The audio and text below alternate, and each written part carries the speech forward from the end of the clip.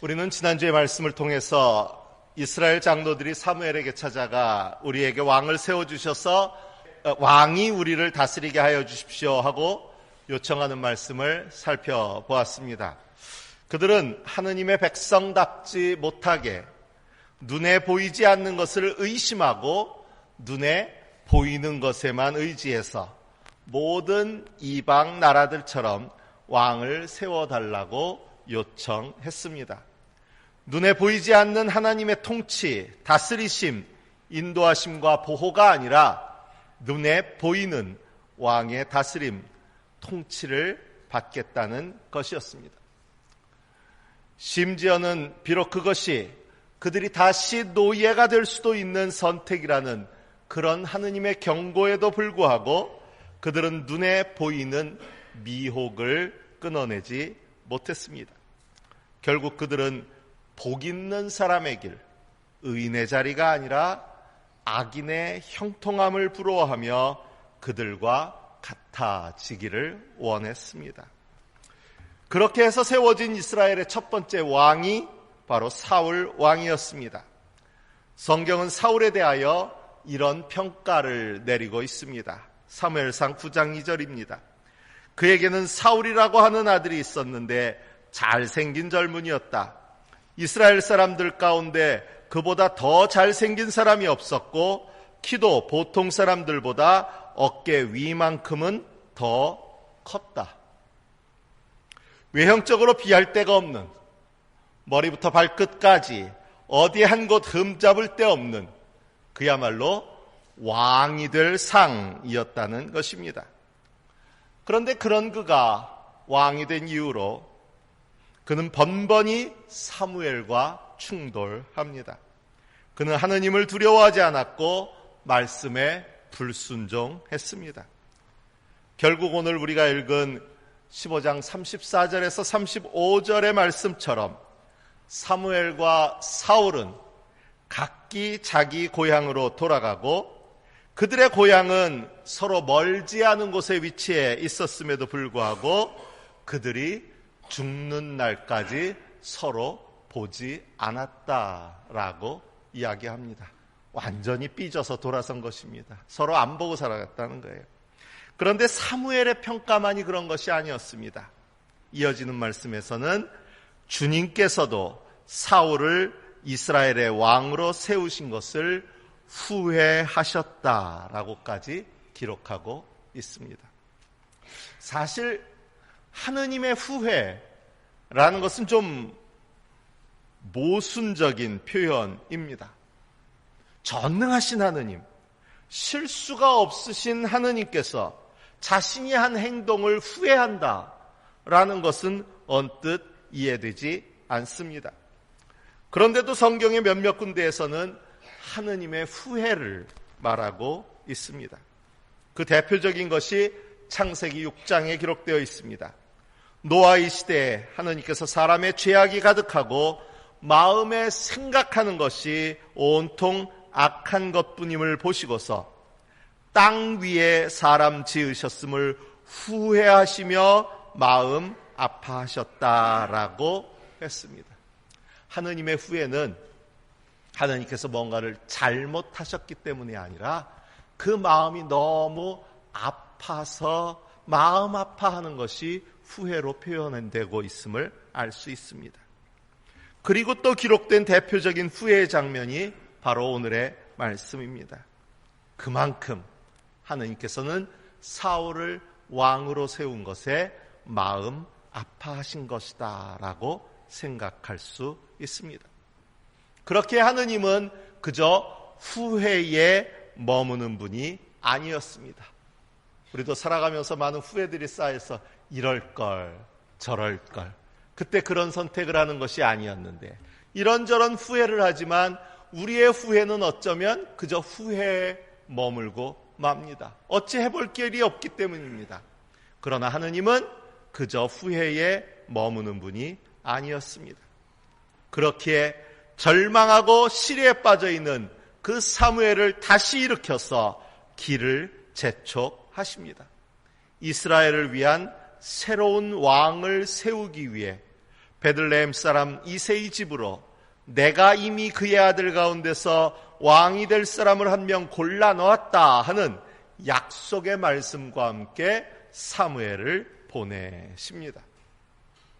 그런데 이어지는 장면을 보면요, 사무엘은 역시나 우리를 실망시키지 않습니다. 좀 이상한 표현입니다. 사무엘은 하느님을 분명히 실망시키지만 우리는 실망시키지 않습니다. 어떤 의미입니까? 사무엘도 마찬가지구나 하는 생각입니다. 하느님의 일을 한다는 것이 완벽한 자격을 갖춘 사람만 하는 건 아니구나, 사무엘도 여전히 실수하고 있구나 하는 것을 그대로 보여주고 있기 때문입니다. 여전히 사무엘은 눈에 보이는 것을 의지합니다. 눈에 보이는 사울을 염려하면서 내가 새로운 왕을 세우러 베들레헴으로 가면 사울이 그 사실을 알고 나를 그만두겠습니까? 그렇잖아요. 한동안 새로운 실세로 한동훈이 뜬다 그러니까 용산에서 심기가 불편하다 뭐 이런 얘기가 나오는데, 살아있는 권력인 사울이 멀쩡히 살아있는데 사무엘이 새로운 왕을 뽑으러 간다고 하면 사울이 그냥 두겠냐 하는 눈에 보이는 염려예요. 눈에 보이는 사울에 대한 염려 때문에 지금 사무엘과 말씀하시는 하느님은 까맣게 잊어버리는 거예요. 하느님이 자기를 지키시고 하느님께서 사무엘을 보내셨는데 하나님께서 사무엘의 길을 보호해 주시리라는 것은 어쩌면 너무도 당연한 사실이 되어야 했지만, 사무엘은 지금 이 순간에도 눈에 보이는 사울을 두려워하고 있습니다. 내가 어떻게 길을 떠날 수 있겠습니까? 사울이 이 소식을 들으면 나를 죽일 것입니다. 참 답답한 노릇이었지만 하느님께서는 그런 이 사무엘마저도 다독이시며 이제 또다시 길을 떠나게 하십니다. 그리고 이제 사무엘이 이새의 아들 중에서 그가 기름 부을 사람을 찾고 있습니다. 이새에게는 아들이 8이나 있었습니다. 그중 맏아들 엘리압이 사무엘 앞에 섰습니다. 그는 사울처럼 용모가 준수한 젊은이였습니다. 준수하고 훤칠한 그를 만나고 사무엘은 마음속으로 더 볼 것도 없이 이 사람이 바로 하느님이 말씀하신 그 사람이구나 하고 생각했습니다. 6절입니다. 주님께서 기름 부어 세우시려는 사람이 정말 주님 앞에 나와 섰구나. 그렇게 사울에게 실망하고도 그는 여전히 인간적인 잣대, 눈에 보이는 것으로 사람을 평가하고 있습니다. 하지만 하느님은 그렇지 않습니다. 너는 그의 준수한 겉모습과 큰 키만을 보아서는 안 된다. 그는 내가 세운 사람이 아니다. 나는 사람이 판단하는 것처럼 그렇게 판단하지는 않는다. 사람은 겉모습만을 따라 판단하지만 나 주는 중심을 본다. 하느님은 육신의 잣대로, 즉 세상의 기준으로 판단하지 않으신다는 것입니다.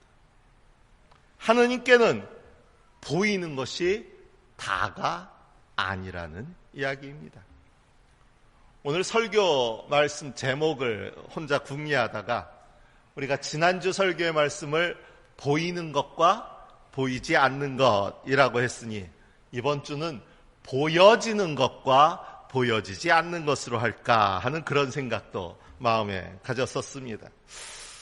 지난주에는 우리가 눈에 보이는 것이 아니라 믿음의 눈을 떠서 보이지 않는 것을 바라고 또 소망하고 살아가야 한다 하는 말씀을 나누었다면, 오늘은 우리가 겉으로 보여지는 것을 위해서만이 아니라 보여지지 않는다 할지라도 그 중심이 준비된 자가 되어야 한다는 것에 초점을 맞추어 말씀을 묵상하려고 합니다. 우리가 예전에는 주로 헬스장이라는 이름을 많이 썼습니다. 헬스장. 운동하는 곳을 헬스장이라고 많이 불렀는데요. 요즘은 헬스장이란 건 좀 뭔가 좀 시대에 뒤처진 것 같고, 주로 쓰는 표현들이 피트니스 센터라는 이름들을 많이 붙이더라고요. 참 영어 좋아해. 물론 헬스도 영어였지만 좀 더 영어가 더 있어 보이는 영어라서 피트니스 센터를 쓰는 건가? 이런 생각만 갖고 있었는데요. 이번에 말씀을 준비하면서 이 곰곰이 한번 생각해 보니까 이것도 역시 시대의 조류를 반영하고 있는 게 아닐까 하는 생각이 들었습니다. 우리가 헬스장이라고 할 때는 그 중심이 당연히 건강에 맞춰집니다. 건강 증진, 건강 단련이 그 주된 목적이기 때문입니다. 그런데 피트니스 센터, 이것도 역시 건강에 중요하게 생각하고는 있지만 거기서 한 발짝 더 나아가서 신체적으로 매력적이고 건강한 체형을 만든다라는 의미가 더해졌습니다. 단지 그냥 건강만 하는 게 아니라 건강해 보이도록 하는 것, 여기까지 나가는 의미가 이 피트니스 센터라는 표현 속에 담겨진 의미가 됐다는 겁니다. 그렇게 보여지도록 하는 것에 초점이 맞춰졌다는 거예요. 그러다 보니까 때로는 지나치게 보여지는 것에 집중하다가 오히려 건강을 상했다는 소식도 듭니다. 너무 보여지는 근육만 하다가 근육 파열당했다는 사람들도 듣고요. 오히려 디스크의 문제가 됐다는 사람들 얘기도 나고요. 비슷한 경우가 다이어트의 부작용일 수도 있습니다. 건강을 위한 다이어트가 되지 못하고 마른 몸을 만들고 날씬해지기만을 위한 그런 다이어트는 오히려 건강에 문제를 가져올 수도 있다 하는 것은 이미 우리가 다 알고 있는 이야기입니다. 이처럼 오늘날 우리 사회에 문제가 되는 것 중에 하나가 보여지는 것의 집착이라고 할 수도 있습니다.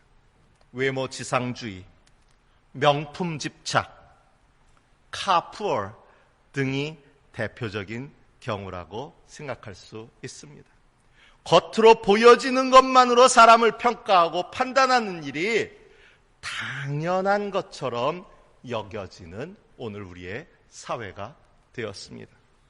수많은 성형외과들이 있습니다. 이번에 대통령 내외가 카자흐스탄 그쪽 지역에 갔는데 그쪽에 뉴스가 크게 하나 났다가 좀 망신스러운 뉴스가 크게 났는데 결국 외교적 결례다. 그래서 언론들에서 신문에서는 다시 지워졌다고 하는데요.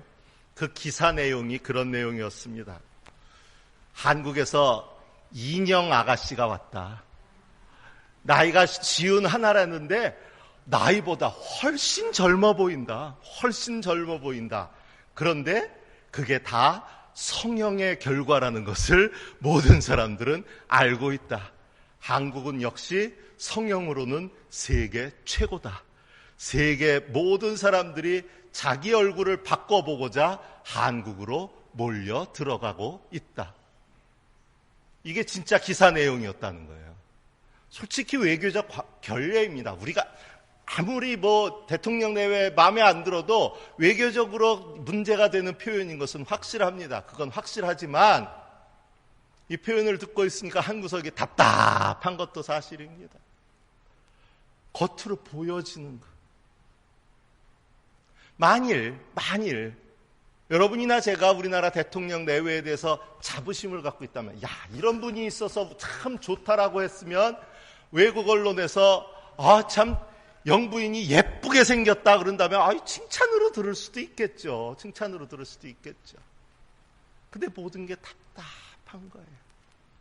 보여지는 것만, 그렇게 보여지는 것에만 관심하고 살아간다는 게 도대체 뭘까? 성형외과들. 요즘은 또 아이들 키 성장 한다는 거에 그냥 다 이러면서 저한테 맨날 한다는 소리가 그 목사님은 좋으시겠어요. 여담입니다만 요즘 노회 무슨 행사가 있을 때면 학교에서부터 사실 잘 알던 사이였기 때문에 그렇기는 해요. 근데 공교롭게도 한 1, 2년 새에 광주 한빛교회 목사님하고 광주 양림교회 목사님하고 저하고 셋이 다 새로운 목사가 됐잖아요. 근데 학교에서부터 잘 알던 사이니까 벌써 30년 넘게 아는 사이니까 모이면 셋이서 뭉쳐서 다닐 때가 좀 많습니다. 그리고 뭉쳐 다니면 공교롭게 다 커요. 그러니까 딴 목사님들이 우리 셋이 이렇게 걸어오는 걸 보면서 아유 우리 노예 평균 신장을 올려주셨네. 이제 이러면서 사람들이 얘기해요. 키 큰 거, 보여지는 거. 제가 제일 커요. 근데 여러분 그걸로 기쁘시면 안 되잖아요. 저도 그것만 자랑한다면 이거 뭔가 문제가 있는 거 아니겠습니까? 키 커지는 거. 경제가 어렵다는 말들은 많이 하는데 여전히 명품 소비에 있어서 한국이 최고의 소비국가로 손꼽힌다고 합니다. 재테크한다고 하면서 온통 부동산 투자로 몰리는 현상도 문제긴 하지만 집은 아무리 좋은 걸 샀다고 해도 남에게 쉽게 보여지지는 않는다고 나는 차라리 남에게 잘 보여줄 수 있는 명품 멋진 차를 사겠다. 그래서 차는 몇 억짜리 고급차를 사고선 그 할부금을 물지 못해서 카푸어로 전락하는 젊은 세대들도 많다 하는 이야기. 어떻게 보여주세요? 그저 보여지는 것에만 집착하고 있는 오늘의 문화들입니다. 그뿐일까요? 직업을 선택하고 학교에 진학하고 일상을 살아가면서도 그 중심이 남에게 어떻게 보여질까가 우선이 된다면 조금은 우울한 삶이 아닐까요? 가끔 TV에 나오는 어머님들의 잔소리 중에서 내가 너 때문에 못 살아. 이제 남들 창피해서 동창회도 못 나가고 동네에도 못 나가고 장 보러도 못 가고 심지어 교회도 못 가겠다. 자녀들이 좋은 대학을 못 가서 좋은 직장을 못해서 뭘 못해서 전 이런 말을 들을 때면 아이 인생보다 엄마 아빠 체면이 더 중요한 건가라는 의문도 잠시 생각해요. 어떻게 보여지는가? 보여지는 것이 아니라 그 중심이 먼저 아닐까요? 그런데 우리가 중심보다는 보여지는 것에 더 집착하는 이유는 어쩌면 이 중심은 남들에게 보이지 않는다는 생각 때문인지도 모릅니다. 그런데 그렇게 중심을 다른 사람들에게 들키지 않고 그런 채 하면서 우리가 일상을 멀쩡하게 살아갈 수 있을지는 모르겠지만 하나님 앞에서는 또 다른 이야기입니다. 바울은 주님이 두려운 분이심을 안다라고 말합니다. 왜 그럴까요?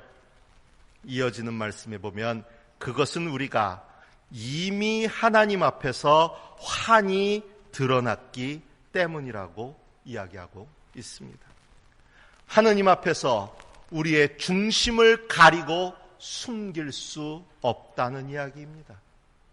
그렇게 우리는 우리의 중심을 보시는 하나님 앞에서 속에는 자랑할 것이 없으면서도 겉으로만 자랑하는 그런 미련한 사람이 되어서는 안 된다는 이야기입니다. 타조증후군이라는 말이 있습니다. 타조가 평야에서 맹수나 사냥꾼을 만나면 그저 모래에 머리를 파묻는 그런 행동을 두고 생겨난 말이라고 합니다. 자기 눈에만 안 보이면 자기 머리만 파묻으면 위험이 지나갈 걸로 착각하고 있는 이 모습을 보면서 현실을 부정하고 도피하려는 그런 현상을 말하는 말이 타조증후군이지만 오늘 말씀에 비추면 중심을 보시는 하느님 앞에서 겉으로만 자랑하고 있는 사람들의 모습이 꼭 그런 우스꽝스러운 모습이 아닐까 생각하게 됩니다. 만일 타조처럼 누군가가 자기 부끄러움을 감춘다고 머리만 모래에 묻고 모든 것이 지나가기를 바라고 있다면 얼마나 우스운 모습이겠습니까?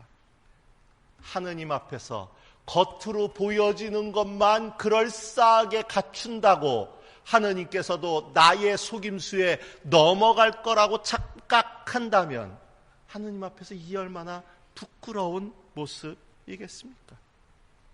백성들 앞에서 벌거벗은 채 거만하게 걷고 있는 동화 속 임금님의 모습이 바로 이런 모습일 수도 있습니다.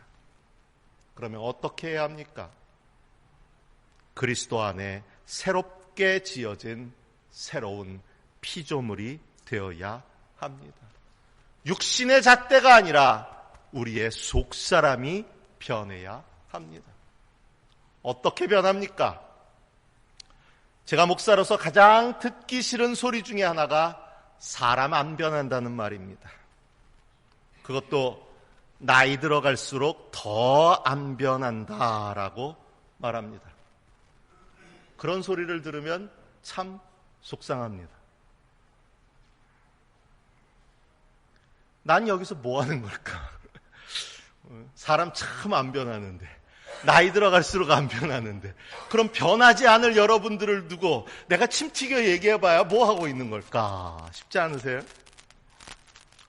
그래서 저는 그래도 몸부림이라도 쳐야 하는 것 아닐까요? 이런 말을 자주 쓰게 됩니다. 그런데 그렇게 말하면서도 변하려고 노력한다고 변할 수 있는 것도 아니라는 것은 이미 알고 있습니다. 더군다나 그런 채는 할 수 있을지 모르지만 중심이 변하는 것은 정말 어렵습니다. 그렇게 생각해 보면 어쩌면 사람이 변하는 게 아닐 수 있습니다. 다윗의 이야기로 돌아가 봅니다. 사무엘이 이새에게 아들들이 다 온 겁니까? 하고 물었을 때 이새가 막내가 남아있기는 합니다만 지금 양떼를 치러 나가고 없습니다 하고 대답합니다. 저는 여기서 막내라는 말과 합니다만이라는 말에 주목합니다. 막내라는 말은 히브리어 카톤의 번역인데, 카톤은 직접적으로는 작은 자라는 뜻으로서 하찮고 별 볼 일 없는 이라는 의미의 말입니다. 결국 이 막내라는 말과 뒤에 합니다만 이라는 말을 연관해서 생각하면 있긴 있지만, 하나 남아있긴 있지만 없는 것과 다를 바 없다라는 의미를 읽을 수 있습니다. 이것은 분명 사무엘이 이새의 아들들 모두를 제사에 청했지만 다윗은 그 자리에 오지도 못하고 양을 돌보도록 했다는 것에서도 다윗이 이 집안에서 어떤 평가를 받고 있는지를 쉽게 알 수 있습니다. 그런데 그처럼 집에서조차 대접받지 못하고 인정받지 못하던 다윗에게 기름을 붓습니다. 그의 존재 가치가 달라집니다. 그런데 다윗 자신이 변했습니까? 다윗은 그대로입니다. 그런데 기름을 붓고 난 후 아주 중요한 차이가 성경에 언급되고 있습니다. 주님의 영이 그날부터 계속 다윗을 감동시켰다. 다윗 자신이 무슨 노력을 해서 변한 것이 아니라 그 중심에 주님의 영이 자리하게 되었다라는 이야기를 하고 있어요. 그리고 이후로 다윗은 이 주님의 영에 이끌려 살아가게 되었다는 겁니다. 중심이 변한다는 것은 그 중심에 무엇을 담았느냐 하는 이야기입니다. 사람 안 변합니다. 사람 변하는 거 정말 어렵습니다. 제가 이 자리에서 여러분들에게 많은 설교를 한다고 해서 그 말씀을 끄떡끄떡 했다고 해서 변하는 게 아닙니다. 참 안 변합니다. 그런데 변할 수 있는 한 가지 길이 있는데 그것은 주님의 영이 우리 속에 담겨지는 것인 줄로 믿습니다. 주님의 영이 저와 여러분을 변화시켜 나갑니다. 마가복음에서는 이것을 씨앗으로 설명합니다. 우리의 중심에 그리스도의 영이, 그리스도의 복음이, 그리스도의 생명이 씨앗으로 심겨지면 비록 우리의 겉모습은 여전히 자랑할 것 없는 모습 그대로일지라도 그 씨앗이 우리 안에서 자라나고 열매를 맺고 결국은 공중의 새들이 깃들이게 된다라고 마가복음은 이야기하고 있습니다. 저는 이 공중의 새들이 깃들이게 된다는 말씀이 참 좋습니다. 책 제목 중에 사람이 모이는 리더, 사람이 떠나는 리더라는 책이 있습니다. 그의 인품과 그의 학식과 그의 모든 모습으로 인해서 사람이 모여지는 리더가 되어야 된다는 책입니다. 저는 여기서 이 리더를 교회로 바꿔 읽고 싶습니다. 사람이 모이는 교회, 사람이 떠나는 교회. 우리 교회 안에 이제부터 우리 고백교회가 이렇게 변합시다!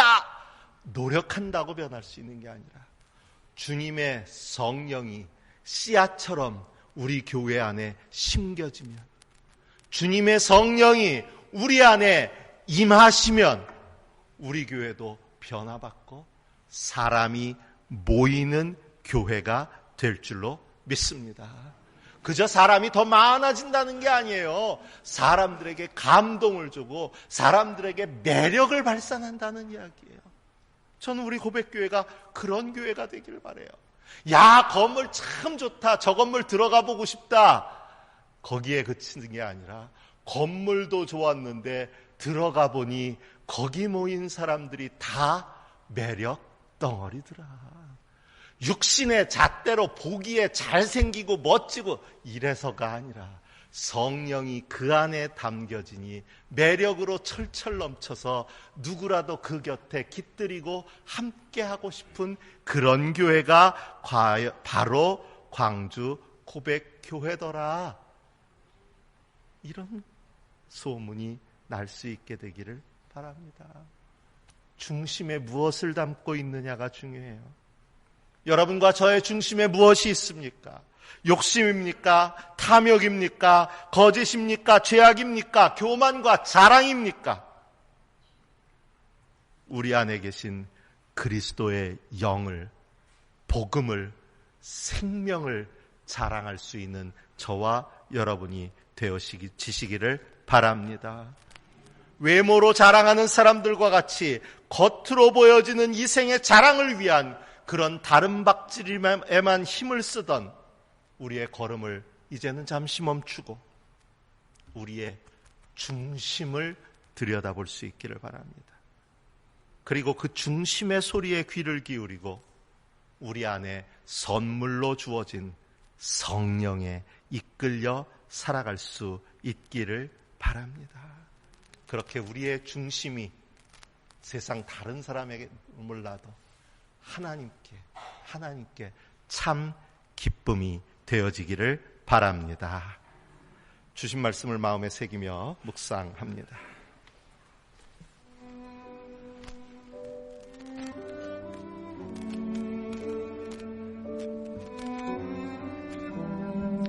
나는 사람이 판단하는 것처럼 그렇게 판단하지는 않는다.